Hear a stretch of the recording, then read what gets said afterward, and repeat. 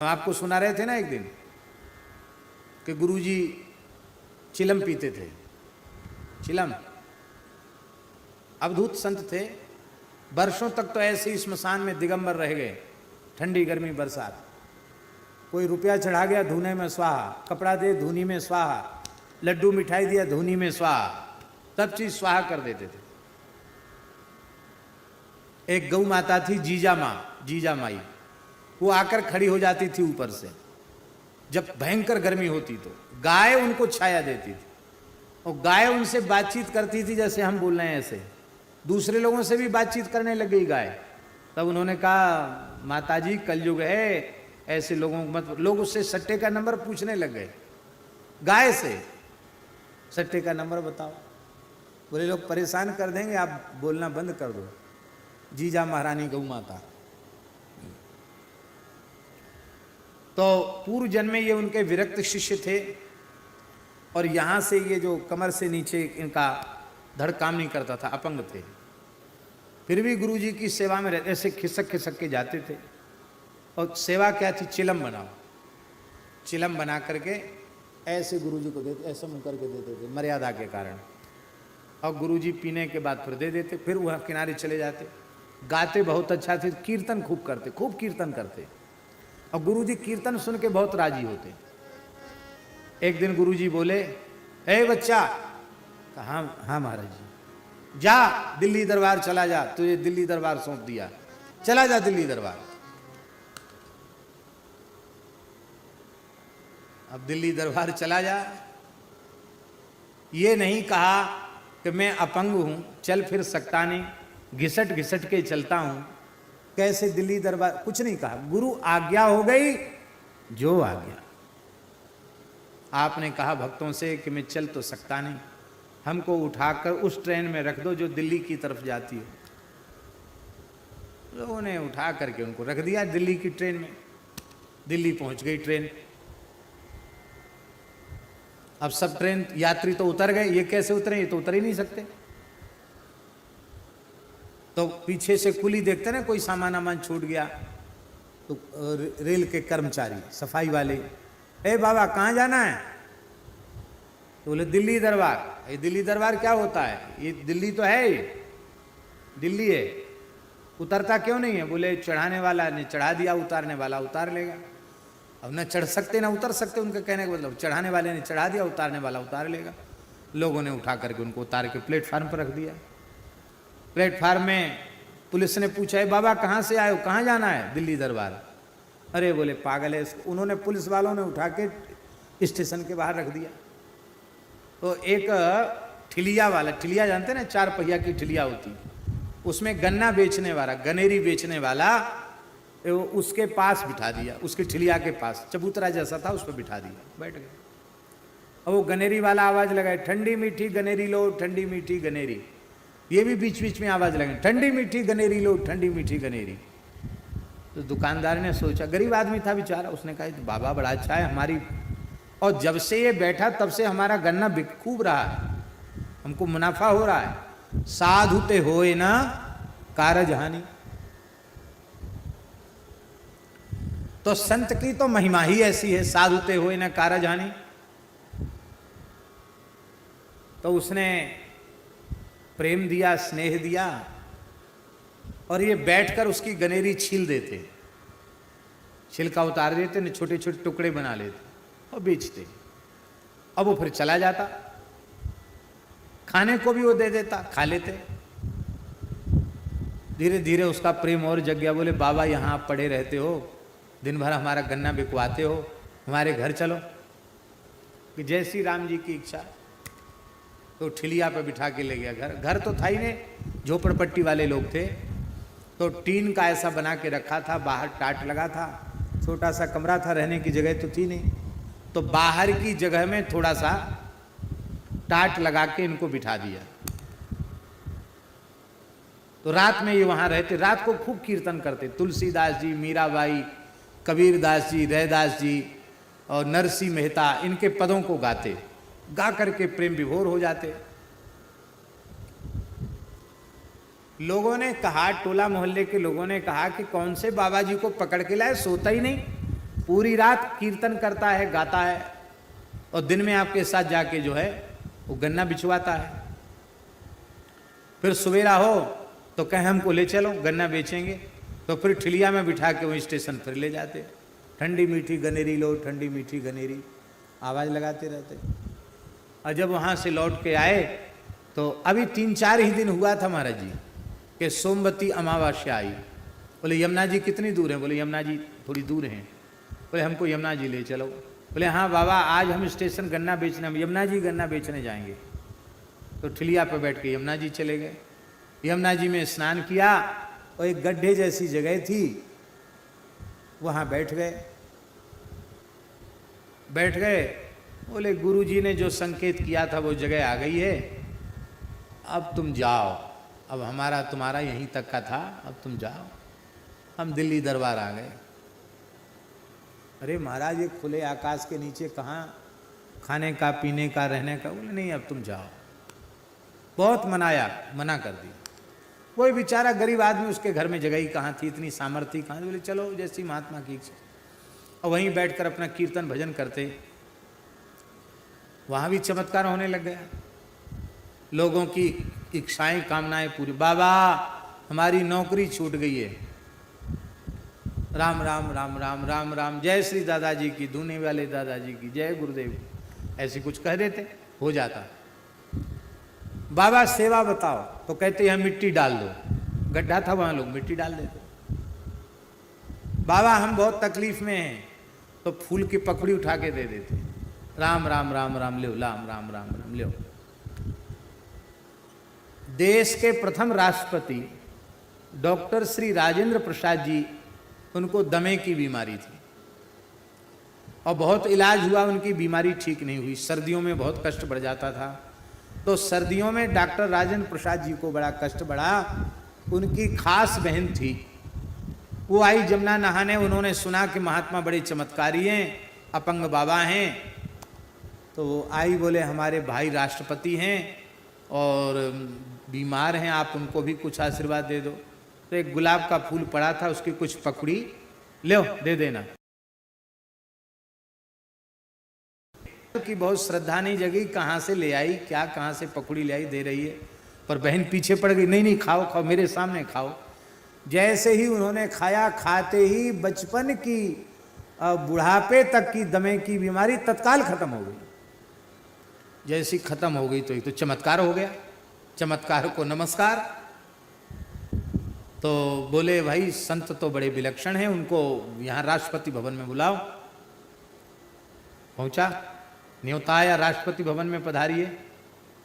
बाबा बोले अपना दरबार तो यहीं लगा है, अपने किसी के यहाँ नहीं जाते हैं, उसकी गर्ज हो तो यहाँ आवे, नहीं हम नहीं जाते वहाँ। डॉक्टर राजेंद्र प्रसाद जी प्रथम राष्ट्रपति दर्शन करने आए, और जब राष्ट्रपति दर्शन करने आएगा तो उसके पहले सारी व्यवस्था हो जाएगी। वो जगह अलाट हो गई, सारा गड्ढा भर गया, रोड बने, सब काम हो गया महाराज। आज वहाँ भव्य स्थान बनाओ, निगमबोध घाट पर, धर्म संघ विद्यालय से सटी हुई जगह है।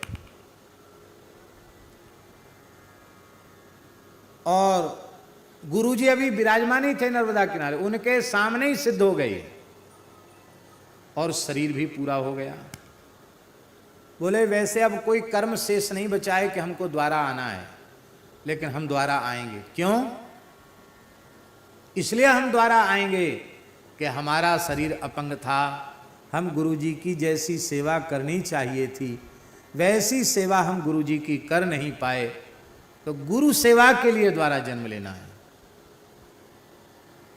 और लोगों से कहते थे अभी तो हमको उठा के यहाँ से वहाँ, वहाँ से वहाँ रखते हो, फिर मैं इतनी तेज चलूंगा कि तुम लोग मेरे साथ चल नहीं पाओगे।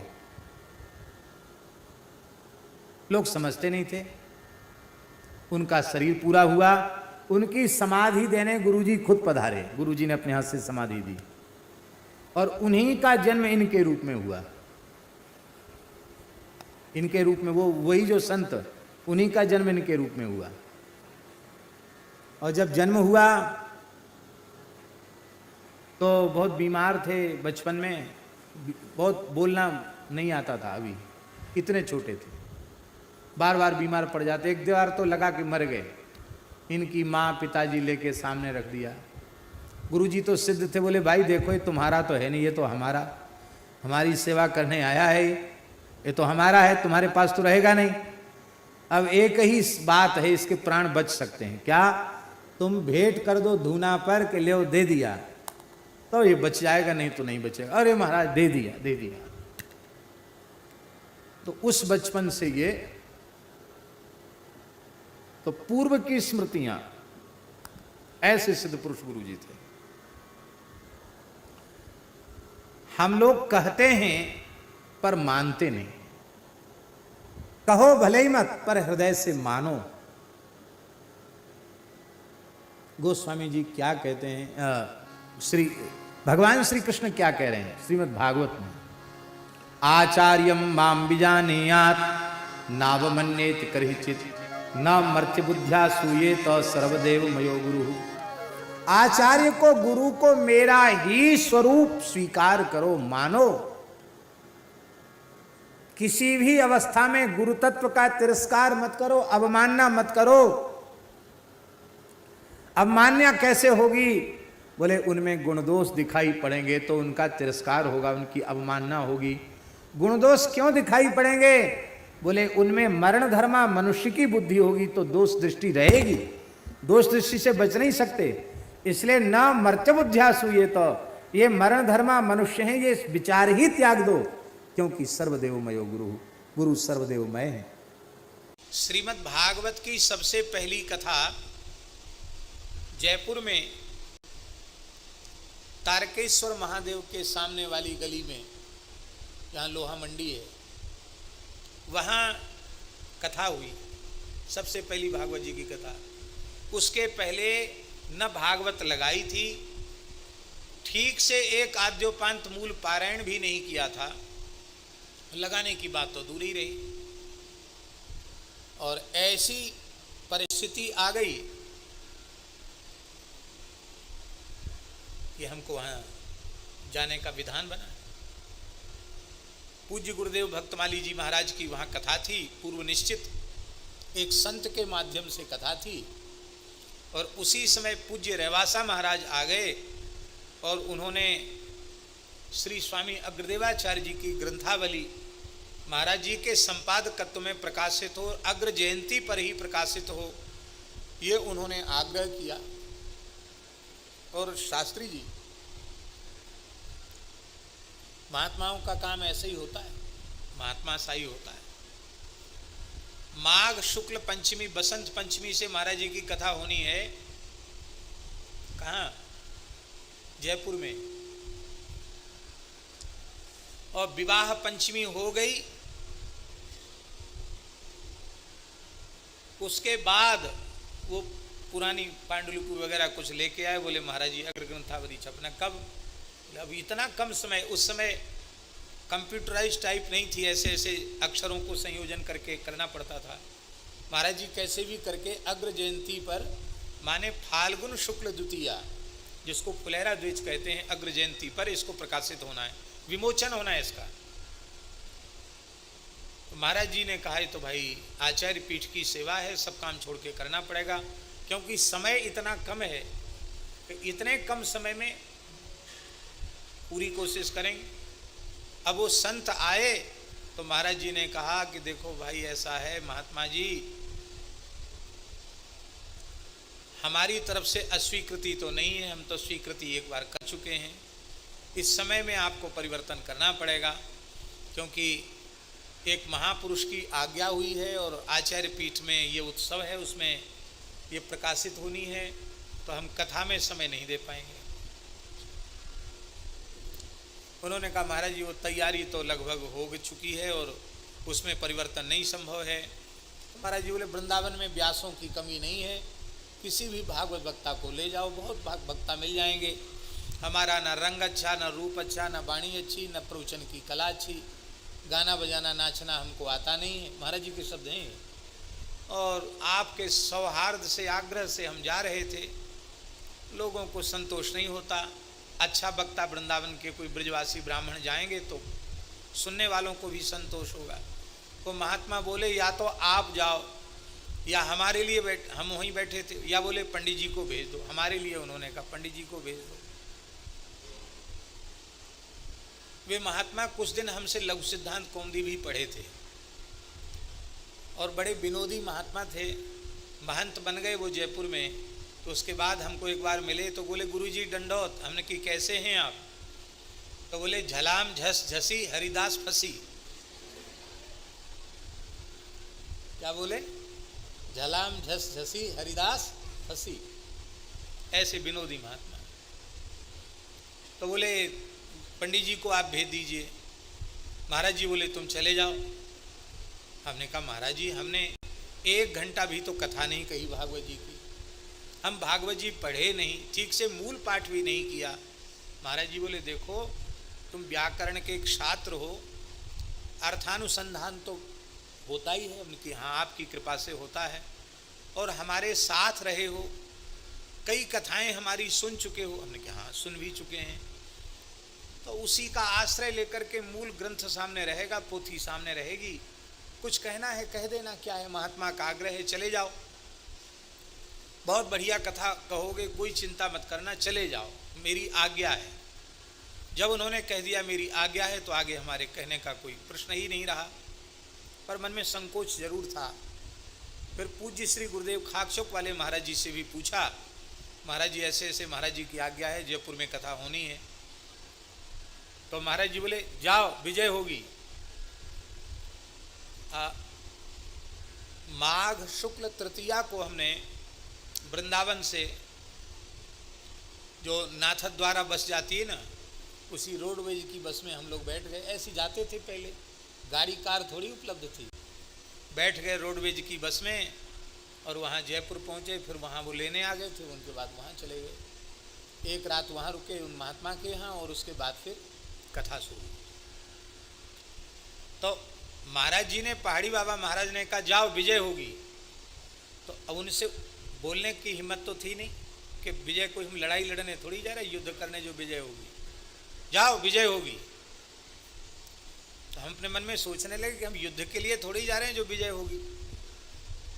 पर वहां पहुंचने के बाद जब प्रत्यक्ष भूत प्रेतों का उपद्रव, जिसको हम कभी सुना करते थे, उसको अपनी आंखों से देखने का अवसर मिला, और वह पहली ही कथा भूत प्रेत के उद्धार के लिए थी।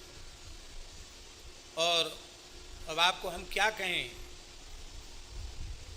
माघ शुक्ल चतुर्थी को हम उनके भवन में रुके और स्वयं संध्या करके पाठ कर रहे थे। सर्दी का समय था, पैर पे कंबल डाले थे, और ऐसी ट्यूबलाइट के प्रकाश में चौक में हमको वो भयंकर आकृतियां दिखाई पड़ने लगी। और श्री गुरु कृपा से, भगवत कृपा से कुछ अनिष्ट नहीं हुआ, लेकिन अब बार बार उन्होंने कोशिश की मेरे निकट पहुंचने की, पर वे निकट नहीं पहुंच सकी। और प्रणाम किया देहली पर सिर रख के, और हमको इतना पक्का स्मरण है कि उन्होंने कहा कि हम आपका कुछ भी बिगाड़ नहीं सकते, और अब हमको यहाँ से जाना ही पड़ेगा। तो हमने कहा तुम लोग कौन हो? बोले हम लोग अधोगति को प्राप्त जीवात्माएं हैं, हम लोग सब भूत प्रेत हैं। कितनी संख्या है? तो कहा 11। कहाँ रहते हो? फिर मैंने पूछा कहाँ रहते हो? बोले हम तहखाने में रहते हैं। हमें पता नहीं था इनके घर में कोई तहखाना भी है। और वो तो घटना तो सामने से तिरोहित हुई, और हमारा कोई बात नहीं, हमारा सारा शरीर एकदम पसीने में डूब गया। सर्दियों में पसीना आ गया, भले ही हम बोल रहे हैं, लेकिन वो भयंकर आकृति देख के हमारे भी पसीना हो गया। पाठ कर रहे थे वो भी हम भूल गए, क्या पाठ कर रहे थे भूल गए। फिर एक बार मन में आया, नीचे पंडित जी लोग सब सर्वतो भद्रादि बना रहे थे, तो सवेरे से कथा होनी थी, 2 समय कथा होती थी। तो एक बार मन में आया कि इन लोगों को सावधान कर दें, ब्राह्मणों को, कि ऐसी ऐसी घटना अभी अभी घटी है। फिर द्वारा मन में आया कि कहीं सुन के ये लोग कार्यक्रम के पहले ही भाग न जाएं, तो उस बेचारे का कैसे होगा। तो फिर मन में सोचा कि नहीं, कहना नहीं चाहिए। पर हम ऊपर से सीताराम सीताराम बोलते हुए ऊपर से नीचे उतर के आए। कहा आप सोए नहीं? तो हमने कहा कि बाद में सोएंगे, नींद नहीं है, यहीं बैठेंगे। वहीं बैठे रहे। बोले आप कैसे ऐसे उतर के कैसे आगे? पूछा। हमने कहा ऐसे ही चले आए उतर के। एक बात कहना हमें बहुत ज़रूरी है, यहाँ सकाम अनुष्ठान है और कुछ प्रेत बाधा है, उसके निवृत्ति के लिए कथा है।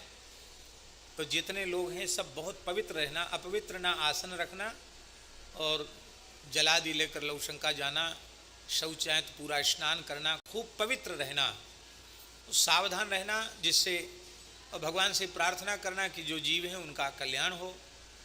नहीं तो कुछ घटना घट जाती है ऐसे सकाम अनुष्ठानों में। ऐसा मैंने सावधान कर दिया और भगवत कृपा से वो कथा संपन्न हुई। मंगलाचरण तो हमें कंठस्थ था, तो मंगलाचरण तो हमने बोल दिया। इसके बाद क्या कहना पड़ता है, भाइयों बहनों श्रद्धालुओं, ये सब भूल गए।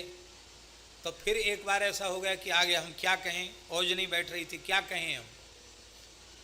तो तत्काल रामचरितमानस की एक चौपाई हमारे स्मरण में आई और उस चौपाई को मन ही मन उच्चारण करके हमने पूज्य सद्गुरुदेव भगवान श्री भक्तमाली जी की नखमणि चंद्रिका का ध्यान किया।